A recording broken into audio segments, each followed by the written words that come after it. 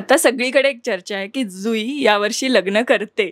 आता ते कितपत खरं आहे, कितपत नाही. पण मी तुला असं विचारेल की तुला कशा पद्धतीने लग्न करायला आवडेल? एकतर विधी सगळ्याच असतील, पण किती साधं, सोपं? कारण मला जितकं माहिती आहे, मी जितकी जुईला ओळखते, तिला साधं राहणीमान खूप आवडतं.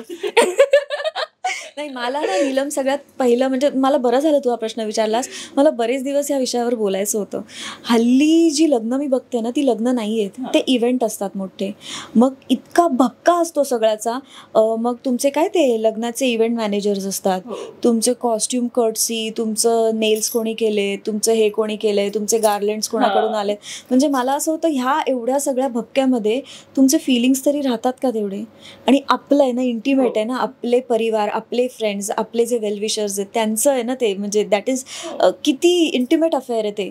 तर मला असं वाटतं की मी असं लग्न नक्कीच करणार नाही.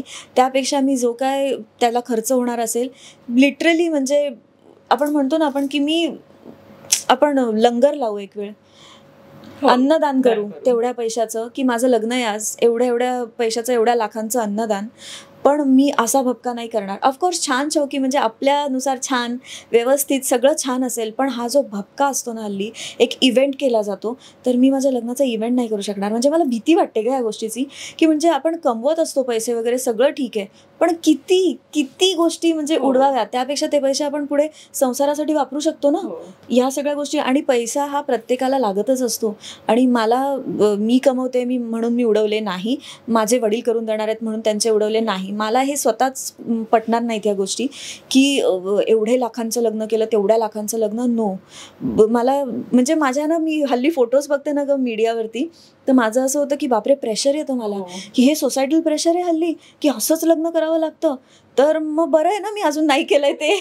म्हणजे असं होतं बरं. आणि काही गोष्टी तर अशा की एवढे खर्च करून काही महिन्यात ती लग्न टिकतही नाहीत ग, ही अजून वाईट गोष्ट त्यातली.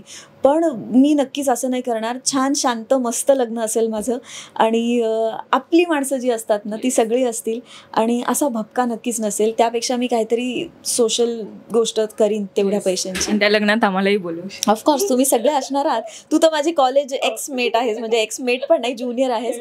बट मी तुम्हाला सगळ्यांना बोलवणार नक्कीच. पण असा भपका नाही करू शकत. मला भीती वाटते अशा, आणि असे पैसे उडवायला भीती वाटते, खरं सांगते. सायलीने रील लाईफमध्ये खूप लग्न केली आहेत, पण एक लग्न जे नेहमी लक्षात राहतं रील लाईफमधलं, ते कोणतं आहे? अशी बरीच आहेत जी लग्न लक्षात राहतात, बट ठरलं तर मगचं लग्न लक्षात राहिलंय खास, कारण ॲडव्हेंचरस होतं ना, लपून छपून तसं पळूनच वगैरे लग्न केलेलं, आणि देवळात वगैरे. सो थोडंसं ॲडव्हेंचरस लग्न होतं म्हणून ते लक्षात राहिलंय.